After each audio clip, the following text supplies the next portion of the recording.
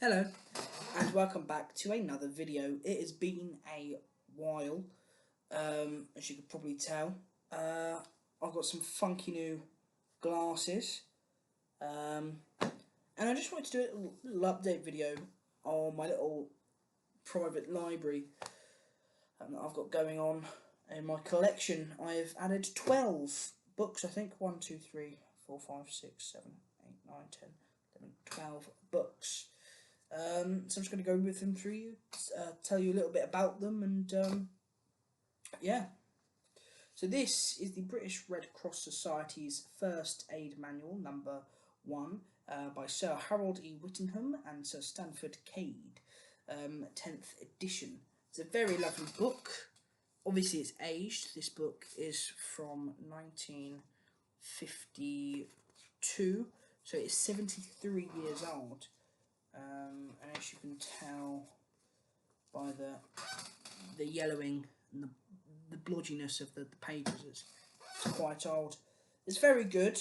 It's very easy to read, and that's coming from somebody who has dyslexia and ADHD, somebody who struggles to read a book.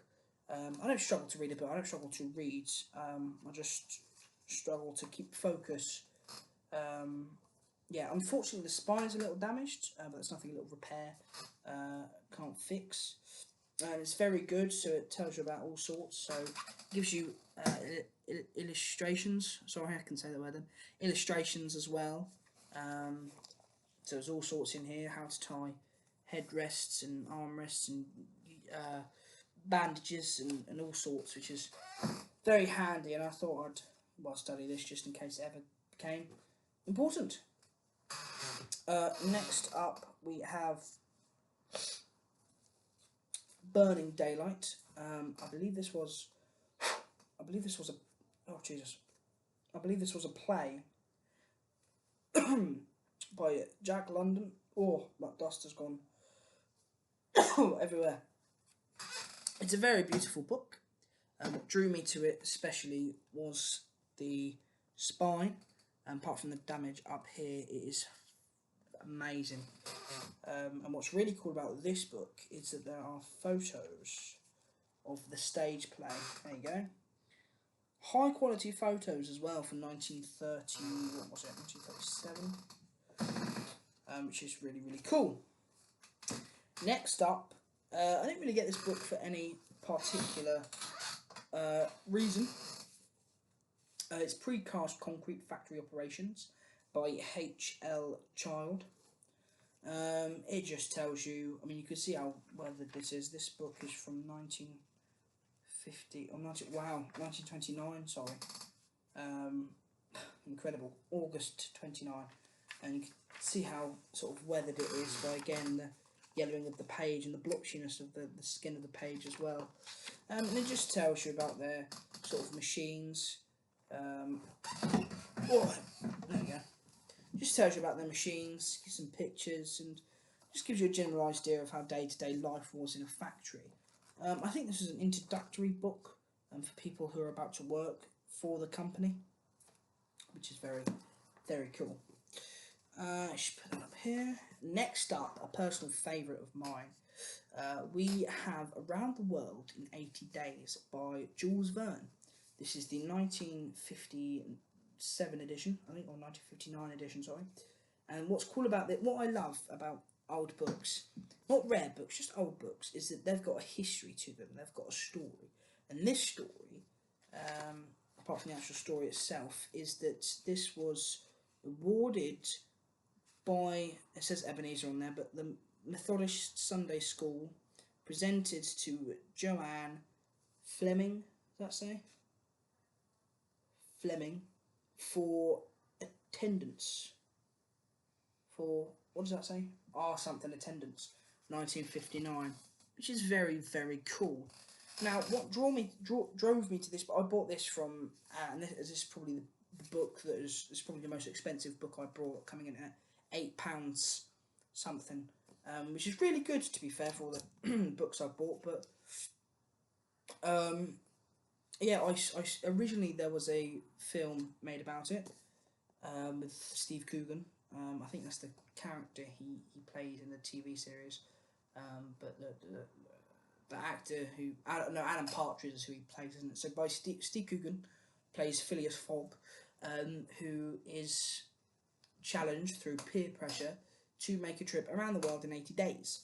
And he has a companion with him, Passepartout, and Fix, a detective, or slash reporter in the TV series with David Tennant, the one I had watched.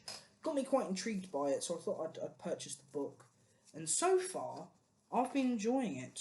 I'm on chapter 8. The chapters are very easy to read. They're only like 5 pages long maximum, which is very nice. I usually read about 2 chapters a day. But it's a very, very nice book and one of my favourites. Right, next up we have, now I got this a Tesco's from one of their little book stations they have. And it's a Reader's Digest, which is just sort of like a weekly book subscription thing, I think. And it comes with like 5 or 4 stories. So this comes with it's condensed books. So Flight into Danger by Arthur Haley and John Castle, Halleck, The Story of the Grey Seal, Ewan Clarkson, Green Darkness by Anya Seton, The Strange Fate of the Morrow Castle, Gordon Thomas and Max Morgan Witz, and A Day No Pigs Would Die by Robert Newton Brock. This is the Collector's Library edition. This is a first edition, published in, this book is about 90s, I think. 90s or 80s. But it's very cool. The spine's very damaged, but it's a very beautiful book. So that is 1, 2, 3, 4, 5 down. 7, 6 to go. This is just, again, just a simple book. That is it. There is another book over there on my counter. I'll probably show you guys that later, or in another video maybe. I have, they're not now there are 12 new editions, but that's give or take. There are a few that I have sitting over there. There's a creative writing one. There's one on just sort of the basics of science, and then an encyclopedia of the unexplained, which is very cool. But anyway, going back to this book, this is Mandarin Gold, and again I got this. So I think it was like 5 books with 50p or whatever. Mandarin Gold. It's just a cool little book. I do love the sort of turquoise. I don't know if you can see that, but the turquoise pages, very, very cool. Another book that's very easy to read. Next up, this is an old one. This is The Writings of Dame Gertrude Moore, from the Catholic Home Library. Very nice spine, just simplistic and old. I don't know if you can see that very well. And this is just all poetry. It's just a poetry book, really. So you've got Confessions 1 through 20, 30, 50, 1 through 50, and then you've got part 2, which is fragments. It's just other stuff. So just loads of little writings as well. So you've got stuff from her journal and personal stuff, which is rather cool. It was £1, which is a nice price. I'll remove that sticker. And this came from just a random charity shop. Let's see if I can just organise this a bit better. Where can I put these lot? I can't keep balancing them there. Are they going to stay there? No. I'll just put them behind here. Here we go. Lovely.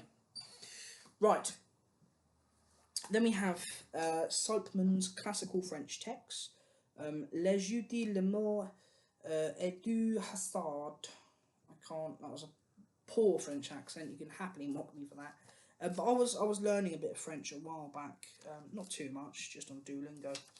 And I wanted to this is sort of a way of making me get back into it to learn French. So I can read these classical French texts, which are really cool. But this book comes from. What year did the other book come from? First of all, I didn't actually say, did I? Sorry. The writings of Dame Gertrude Moore came from. This book comes from 1910. So this book is about 115 years old. Pretty cool. And then this book is just under 100 years old, I think.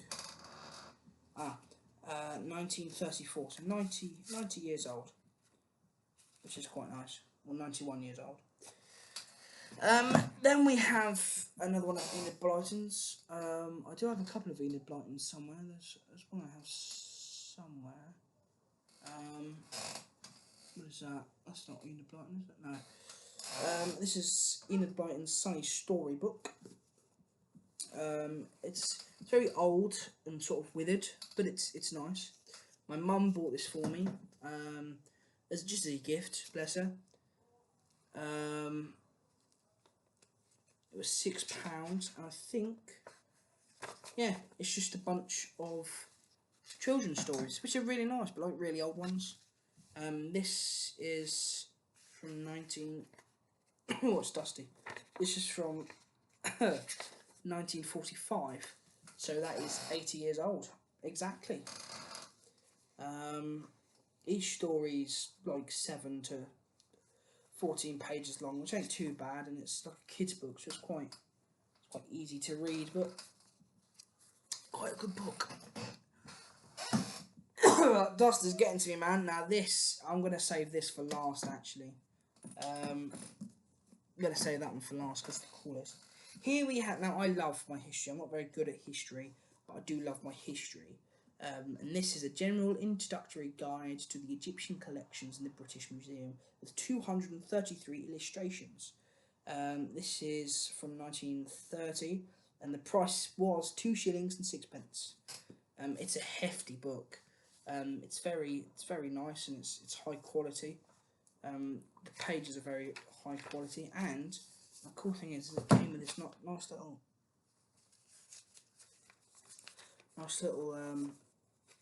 comic book, sort of, not comic book, but sort of comic from that time, which is rather racist, actually, is it? Not racist, but it sort of doesn't portray coloured people in a good manner. It's very cool. It's an original bit of newspaper from that time, which is very cool, and goes in here, which is very nice. Let's see if we can put that away.